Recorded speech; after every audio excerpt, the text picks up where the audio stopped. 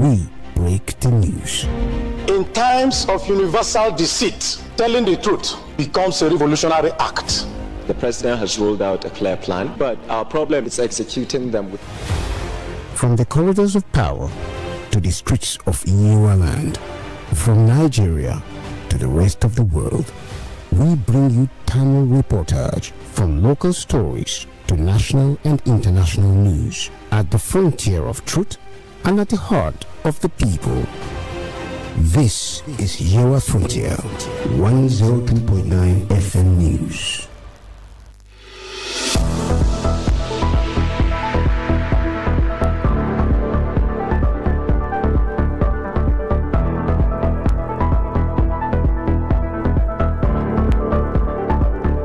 Good evening.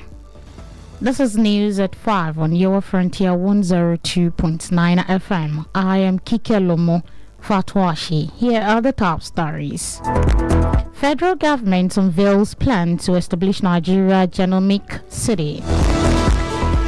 Court threatens to foreclose Showere's defense over continued absence of lawyers.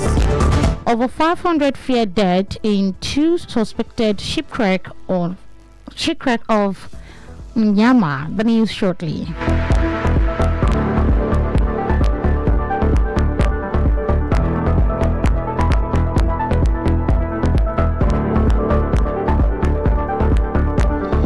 And now the news in full. The federal government has unveiled plans to establish the Nigerian Genomic City, an initiative aimed at harnessing the country's vast genomic resources to advance scientific research, improve healthcare, strengthen food security, and accelerate economic growth. The Minister of Education, Dr. Tunji Alaosa, announced the initiative during a high-level stakeholders meeting in Abuja. According to a statement issued today by his office, Alaosa warned that Nigeria risks squandering its demographic advantage unless it makes deliberate investments in research, science, and innovation. Alaosa also disclosed that the federal government is already finalizing arrangements for the establishment of the National Research and Innovation Development Fund, expected to mobilize nearly $500 million annually to support research and innovation nationwide.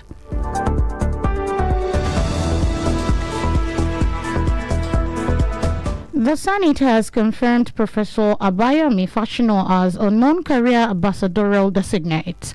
Fashino's confirmation followed the consideration of the report of the Senate Committee on Foreign Affairs, chaired by Senator Sani Bello, APC, Niger North.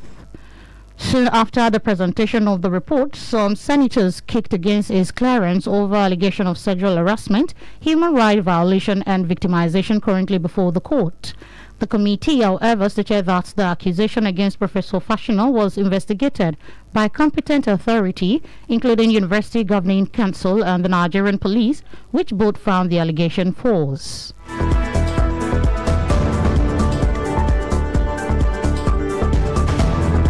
The Federal High Court sitting in Abuja has threatened to foreclose the defense of Omoyele Sowore if he fails to continue his defense.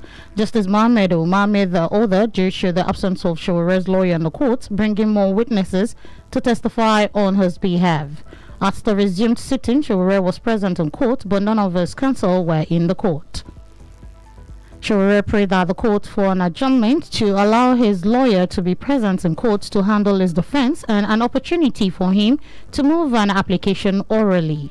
In a ruling, Justice Umar held that, in the interest of justice, the court for the last time will agree to an adjournment for the defendant to continue his defense or risk his defense being foreclosed. The matter was adjourned until 22nd July.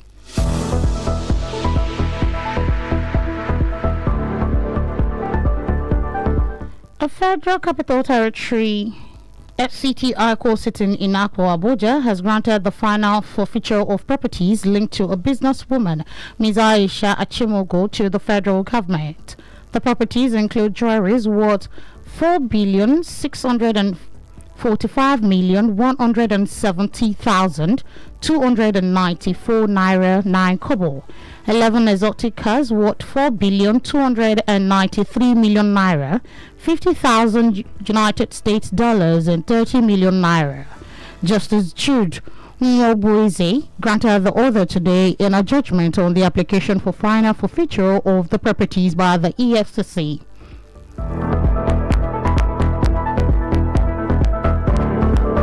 You are listening to the news at 5 on your Frontier 102.9 FM. Still to come. Over 500 fear dead in 2 suspected shipwreck off Myanmar. Please join us again.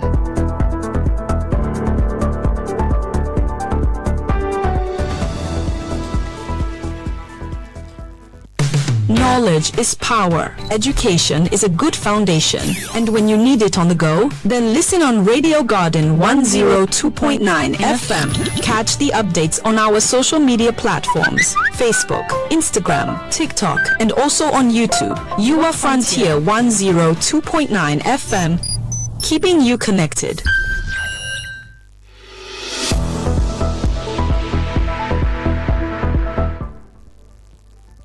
You're welcome back. You're still listening to the news at 5 on your Frontier 102.9 FM.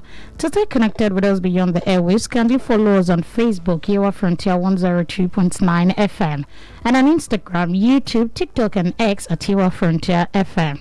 You can also listen to us from anywhere in the world via Radio Garden. To report any newsworthy incidents in your area, kindly send a message or call 091 100 00140. And now to the rest of the news.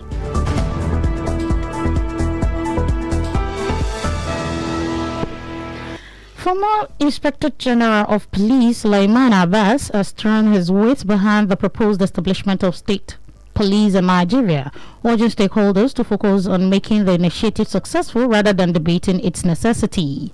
Speaking during an interview on a national television, Abbas described the proposed constitutional amendment on state policing as a significant step towards improving internal security, emphasizing that effective policing begins with the crime prevention and strong community participation. According to the former police chief, the country has moved beyond discussion on whether state police should exist, stressing that attention should now shift to developing an operational framework capable of delivering improved security across the Federation. I think we've passed the stage of people expressing their views about it. What we should do now is to support the government to ensure that state policing is greatly established so that at the end of the day we will have what we've been desiring for, state policing. Abbas revealed that he had long advocated for decentralized policing, noting that he recommended the re-establishment of local government police as a way of strengthening collaboration between security agencies and local communities. As far back as 2009, in my research, amongst the recommendations I made to government was to establish the local government police, because that's where collaboration can be effected.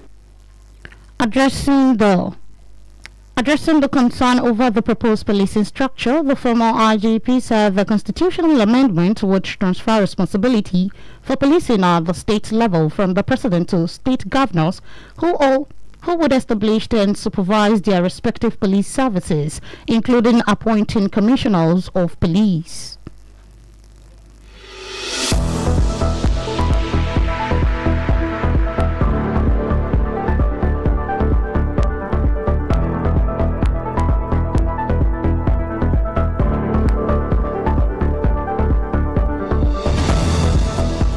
And now for foreign and sport news, you'll be hearing from Peter Olaniyo. And over to you, Peter.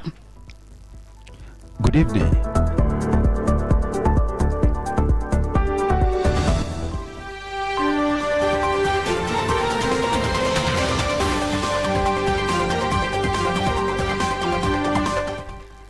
Good evening. The United Nations has today warned that more than 500 people were feared dead following reports of 2 large shipwrecks off Miami since late June. Preliminary information indicated that the 2 vessels departed from Vonton, Myanmar's Rakhine state, in late June, with mainly members of the country's mostly Muslim Rohingya minority on board. The UN's International Organization for Migration and its refugee agency, UNHCR, voiced alarm in a joint statement, said that one boat believed to have been carrying around 250 people lost contact shortly after departure. The second boat, reportedly carrying some 280 people, is meanwhile believed to have sunk off Myanmar's Ayeyarwady coast in July 8. In sport, Bayelsa United have appointed Abdul Maikaba as the new head coach. The veteran tactician will combine the role with his duties as head coach of Flying Eagles of Nigeria. The tactician has managed a lot of top quality teams in the NPFL, including Aqua United, Rangers International, Kano Pillars, and was in charge of Wiki Tourists last season.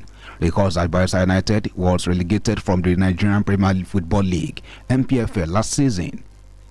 However, Maikaba has now been tasked with the responsibility of ensuring the club's immediate return to the top flight. Still in sport, the Football Association FA is set to retain Thomas Tuchel as England manager ahead of the 2028 UEFA European Championship, despite the Three Lions semi-final exit at the 2026 FIFA World Cup. Football transfer expert Fabrizio Romano disclosed the development in a post on X, stating that there are no plans to part ways with the German tactician following England's defeat to Argentina. England's World Cup campaign ended yesterday after a 2-1 defeat to defending champions Argentina in the semi-finals. And that's all we have on foreign and sports story this evening.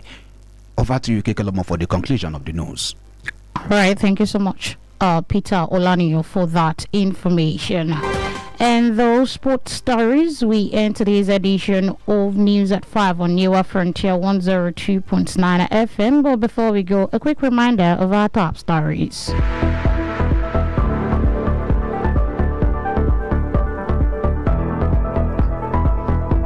We inform you that the federal government has unveiled plans to establish the Nigerian Genomic City, an initiative aimed at harassing the country's vast genomic resources to advance scientific research, improve healthcare, strengthen food security, and accelerate economic growth. We also inform you that the Federal High Court sitting in Abuja has threatened to foreclose the defense of Omoyele Sowore office if he failed to continue his defense. And on the foreign scene, we inform you that the United Nations has today warned that more than 500 people were feared dead following report of two large shipwreck off Myanmar since last June. And with the news at 5 on Euro Frontier 102.9 FM, as edited by Oluwaseun Alexoni. My name is KIKELOMO. FATUASE, good evening and thanks for listening.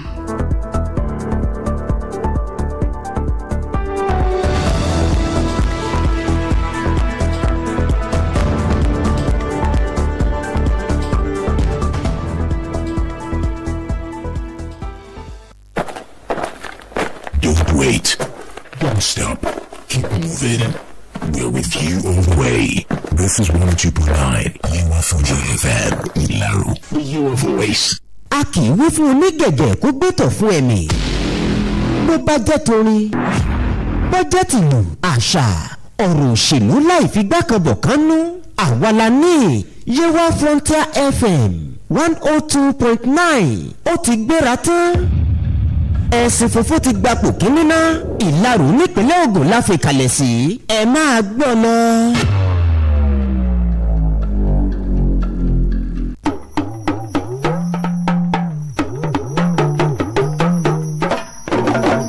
Àkọ́tún ìròyìn rèé láti lè ṣe rédíò Yewa Frontier 102.9 FM.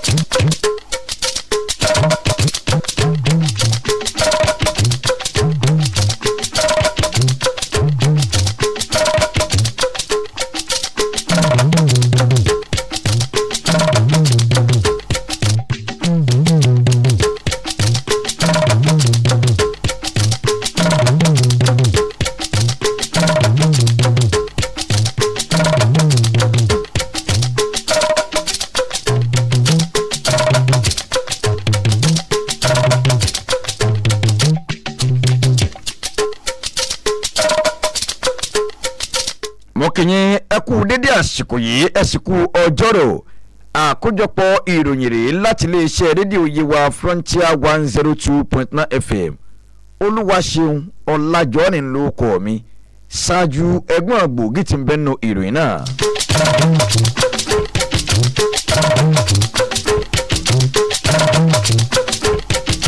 Ìjọba àpapọ̀ sísọ lójú ìpinnu láti ṣe ìdásílẹ̀ ibùdó tí ń ṣe ìwádìí ìjìnlẹ̀ lórí ìbáṣepọ̀ èèyàn àti ohun tí ń bẹ láyìíká.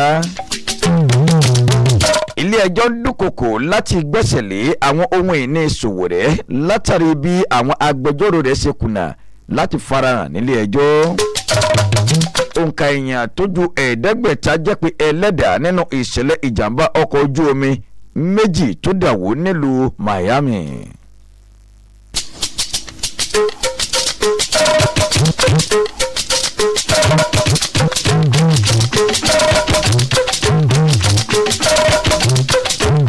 Ìròyìn náà rèé lẹ́kùnrẹ́rẹ́. Ìjọba àpapọ̀ ilẹ̀ yìí ti kéde ìpinnu láti ṣe ìdásílẹ̀ ibùdó tí wọn yóò ti máa ṣe ìwádìí ìjìnlẹ̀ lórí ọ̀nà tí ìbáṣepọ̀ àwọn èèyàn àti àyíká fi lè mú ìmúgbòòrò bá ètò ìlera, ìpèsè àlékún ààbò lórí oúnjẹ àti ìrúgọ́gọ́ ètò ọrọ̀ ajé.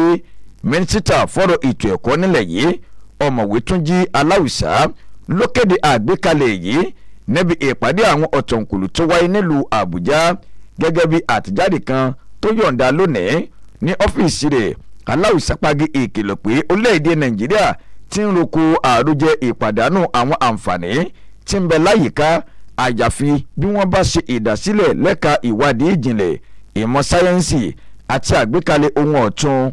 Aláùsá tún ṣe lálàyé pé ìjọba àpapọ̀ ti ń parí gbogbo àlàkalẹ̀ ètò fún ìdásílẹ̀ ètò àgbékalẹ̀ owó ìrànwọ́ ìwádìí ìjìnlẹ̀ àti ìdàgbàsókè ohun ọ̀tun pẹ̀lú owó tí yóò tó $600 mílíọ̀nù lọ́dọọdún láti ṣe àtìlẹ́yìn fún ètò ìwádìí ìjìnlẹ̀ àti àgbékalẹ̀ ohun ọ̀tun lórílẹ̀‐èdè Nàìjíríà.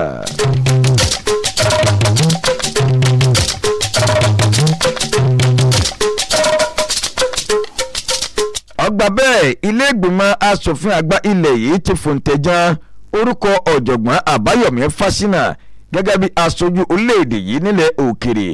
Ìfòǹtẹ̀jan orúkọ Fáṣínà wáyé lẹ́yìn ìgbà tí ilé asòfin ṣe àgbéyẹ̀wò lórí ìpinnu àbábọ̀ àwọn ìgbìmọ̀ tí mójútó ọ̀rọ̀ ilẹ̀ òkèrè tí asòfin Sani Bello tó jẹ́ ọmọ ẹgbẹ́ òṣèlú APC tí ń ṣojú ẹkùn àríwá ìpínlẹ̀ Niger gbé kalẹ̀. Ẹ̀wẹ̀ ní kété táwọn ìgbìmọ̀ ọ̀hún tẹ́ pẹpẹ àbábọ̀ ìwádìí wọn làwọn asòfin kan tako bíbuwọ́lù àṣẹ mọ́yege lórí ọ̀jọ̀gbọ́n Àbáyọ̀mí Fáṣínà látàrí ẹ̀sùn ìtàbùkù ìbálòpọ̀, fífi ẹ̀tọ́ ẹni dunni àti ẹ̀sùn míì tí ń bẹ níwájú ilé ẹjọ́. Àwọn ìgbìmọ̀ ọ̀hún ti wá fìdí ọ̀rọ̀ múlẹ̀ pé ìwádìí táwọn aláṣẹ tó kúnjú òṣùwọ̀n bíi ìgbìmọ̀ iléèwé fáfitì àti àjọ ọlọ́pàá gbé kalẹ̀ ló ṣe àfihàn pé ẹ̀sùn tí wọ́n fi kàn án ni ò fìdí múlẹ̀.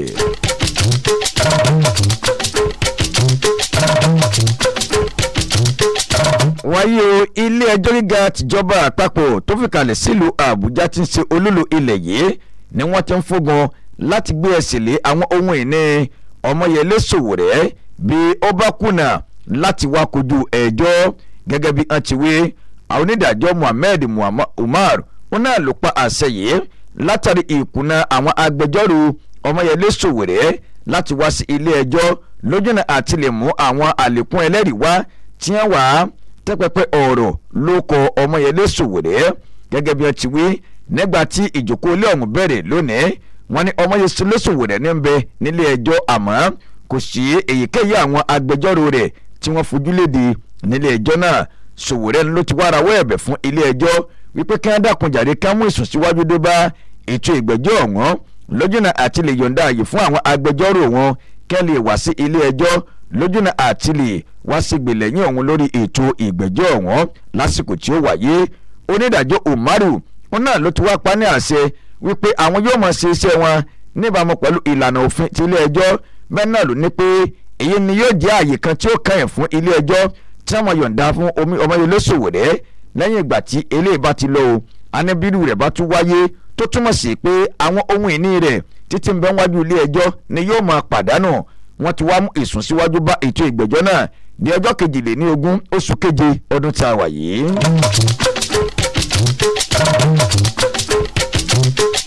Níbàámu pẹ̀lú ìròyìn ilé ẹjọ́ gíga tìjọba àpapọ̀ tó fi kalẹ̀ sí olúlu ilẹ̀ wa tí ń ṣe ìlú Àbújá, wọn náà ni wọ́n ti sọ di mímọ̀ pé wọ́n ti pa ní àṣẹ fún àwọn àjọ EFCC láti gbé ẹsẹ̀ lé gbogbo dúkìá tó jẹ́ ti arábìnrin parakòyí olókoòwò kan torúkọ rẹ̀ ń jẹ́ Aisha Asimogo láti lè jẹ́ ti ìjọba àpapọ̀ ilẹ̀ yìí. Àwọn dúkìá ọ̀hún ni ẹ̀gbà ọrùn léyìí tí owó rẹ̀ ó mọ̀ tó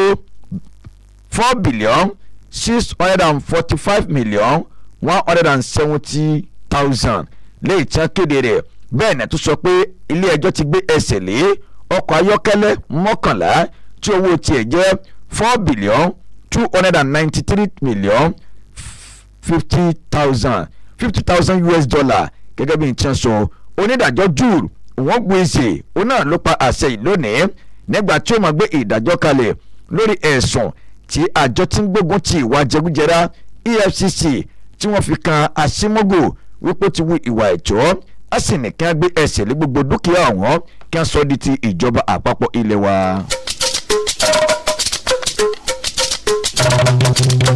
Àkójọpọ̀ ìròyìn ó lè ń tẹ́tí sí láti iléeṣẹ́ rédíò yìí wa Frontier 102.9 FM. Nígbà bá padà dé lábala ìkejì ìròyìn ọ̀hún ó ní láti fi ìròyìn ilẹ̀ òkèrè tún létí. Ẹ má yí kó mbẹ̀ à ń padà bọ̀ láìpẹ́.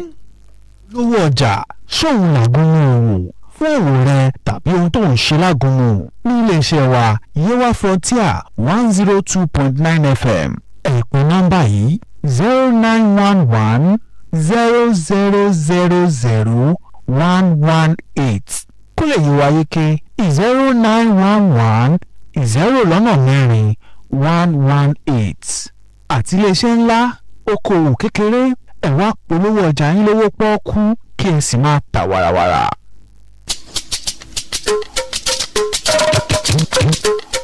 Ẹ káàbọ̀ padà, ìyókù ìròyìn náà rí. Ọ̀gá àgbà yanyan fún iléeṣẹ́ ọlọ́pàá ilẹ̀ yìí tẹ́lẹ̀ rí Suleiman Abba òun náà ló ti kéde àtìlẹ́yìn fún ìpètèpèrò ìdásílẹ̀ àjọ ọlọ́pàá ìpínlẹ̀ lórílẹ̀‐èdè Nàìjíríà.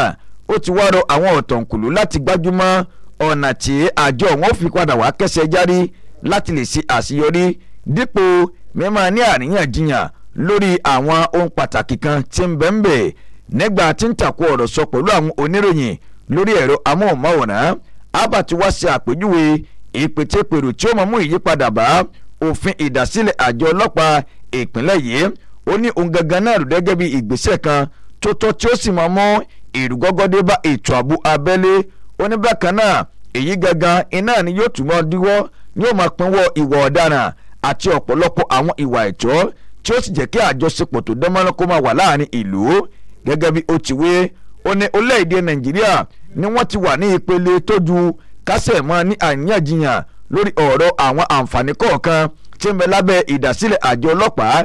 Ó ní sinú yẹ kí wọ́n gbájúmọ́ ọ̀nà àti rí pé eléyìí ó kadà kẹsẹ̀ járí láti rí pé ìrúgọ́gọ́ yóò lè dé bá ètò ààbò jákèjádò ilẹ̀ wa. Abba ó tẹ̀síwájú nínú ọ̀rọ̀ rẹ̀, ó ní láti bí ọ̀pọ̀lọpọ̀ ọdún sẹ́yìn náà ló yẹ kí wọ́n ti ṣe àtúnká kí wọ́n pín ẹ̀ka iléeṣẹ́ ọlọ́pàá káàkiri láti rí pé a lè ní ìdásílẹ̀ àjọ ọlọ́pàá ìpínlẹ̀. Ó ní eléyìí gangan ni yóò jẹ́ kí ìmúgbòòrò kó lè bá àjọṣepọ̀ tí ń bẹ láàrin àwọn àjọ ẹ̀ṣọ́ aláàbò àti àwọn ará ìlú. Nígbà tí yóò tún sọ̀rọ̀, ó ní eléyìí náà ni yóò tún fún àwọn aláṣẹ kọ̀ọ̀kan ní ipò àti agbára láti rí wípé gbogbo tó bá ní ṣe pẹ̀lú ọ̀rọ̀ ètò ààbò ní ìgbọ́nu tiwọn náà ní àmọ́ wá ojútùú sí. Ìròyìn ilẹ̀ òkèrè, àjọ ìṣọ̀kan àgbáyé lónìí ó ní ti pagi ìkìlọ̀ wípé òǹkà èèyàn tó ju 500 lọ níye ní ti jẹ́ pé ẹlẹ́dàá látàrí ìròyìn ìṣẹ̀lẹ̀ ọkọ̀ ojú omi méjì tó dà wó tí wọ́n tún rì bọ́lẹ̀ ní àìgé Miami nínú oṣù kẹfà ọdún tá a wà yìí. Wọ́n ní ìwádìí ìjìnlẹ̀ tí wọ́n gbé kalẹ̀ ó náà ló fi hàn pé àwọn àgbá epo méjì kan ó òun náà ni wọ́n ń gbé bọ̀ tí wọ́n ń bọ̀ láti Miami lọ sí agbègbè míì ní oṣù kẹfà ọdún yìí tó jẹ́ pé tẹni á padà rí wọlé nínú ìṣẹ̀lẹ̀ ìjàmbá ọ̀hún tí wọ́n ní àkọọ́lẹ̀ rẹ̀. ìròyìn aré ìdárayá ikọ̀ ẹgbẹ́ agbábọ́ọ̀lù Bayelsa United ni wọ́n ti yan Abdul Maikaba gẹ́gẹ́ bí akọ́nimọ̀ọ́gbá tuntun fún ẹgbẹ́ agbábọ́ọ̀lù náà. ní báyìí wọ́n ní àwọn ìgbìmọ̀ tí wọ́n jẹ́ àgbà ọ̀jẹ̀ òun náà ni wọ́n yóò mọ lẹ́yìn tí ó yẹ pé yóò mọ darapọ̀ mọ́ àwọn ikọ̀ láti rí i pé yóò mọ ṣe ojúṣe rẹ̀ gẹ́gẹ́ bí olórí ikọ̀ ẹgbẹ́ agbábọ́ọ̀lù náà lẹ́yìn tí wọ́n kéde rẹ̀ láìpẹ́ yìí.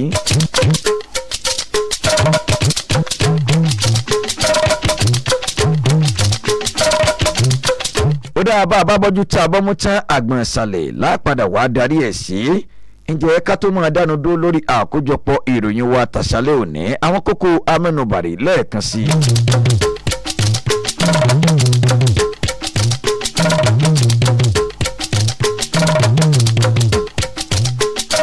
nínú ìròyìn ọ̀hún lẹ ti gbọ́ pé ìjọba àpapọ̀ ilẹ̀ yìí ni wọ́n ti kéde ìpinnu láti ṣe ìdásílẹ̀ ibùdó tí wọn yóò ti máa ṣe ìwádìí ìjìnlẹ̀ lórí ọ̀nà tí ìbáṣepọ̀ àwọn èèyàn àti àyíká fi lè mú ìmúgbòrò bá ètò ìlera ìpèsè àlékún ààbò lórí oúnjẹ àti ìrúgọ́gọ́ ètò ọrọ̀ ajé nílẹ̀ wa.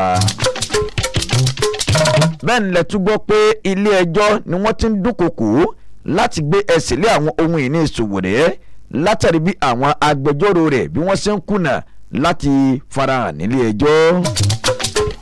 lákòótán tó jẹ́ ìròyìn ilẹ̀ òkèrè ẹ gbọ́ pé òǹkà èèyàn tó ju 500 lọ níye ní a ti jẹ́ pé ẹlẹ́dàá nínú ìṣẹ̀lẹ̀ ìjàmbá ọkọ̀ ojú omi méjì tó dàwó nílùú Miami. Olúwafúnmiláyọ̀ Alex Òní ní olóòtú ìròyìn ọ̀hún Olúwaṣeun Ọlájọ́rin ló kà sí ti ìgbọ́yìn tí mo sì ń kí n pé ẹ kúrọ̀lẹ́ o àsìkò dédé àsìkò yìí. kíkẹ́ olóògùn yóò jẹ́